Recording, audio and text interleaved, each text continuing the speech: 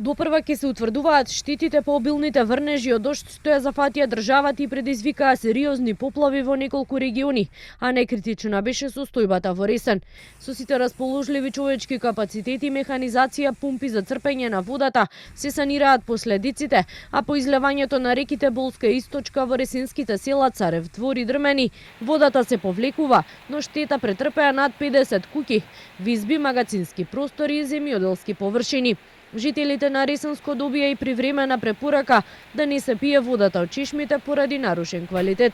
Градоначалникот на општината Јован Тозиевски за Канал 5 вели се превземаат сите мерки, освен за санирање на последиците, да се превенираат нови штети доколку регионот биде зафатен од нов бран дождови. Направена е материјална штета и на посеви, и на домови, и на стопански објекти, и на инфраструктура.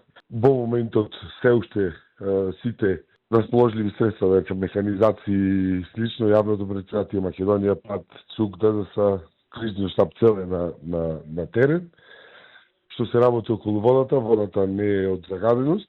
Во водниот систем имаме заматеност на системот од премногу вода. Превентивно препораката е да не се користи. Поплавени домови, подруми имало и во Битолскиот, но и во Охридскиот регион, каде 3 реки се излеа и поплавија повеќе куќи. Градоначалникот на Охрид Пецаков за Канал 5 вели, екипи работеле во текот на ноќта. Прелевањето на реките е сопрено, а дополнително се превенира по речните корита за да не дојде до нови излевања.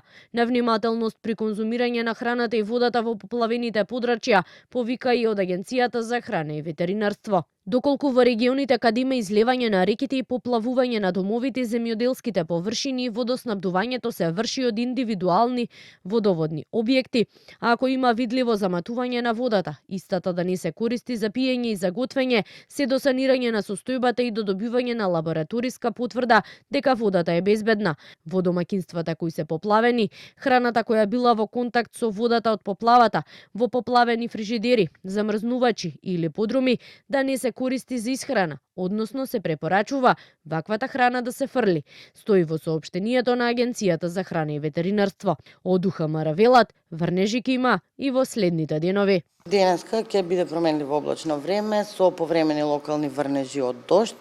Наместо врнежите ќе бидат пообилни. Јутре ќе се задржи променливо облачно време со повремени врнежи од дожд. Наместо врнежите исто ќе бидат пообилни и ќе има значителен пад на утринските температури.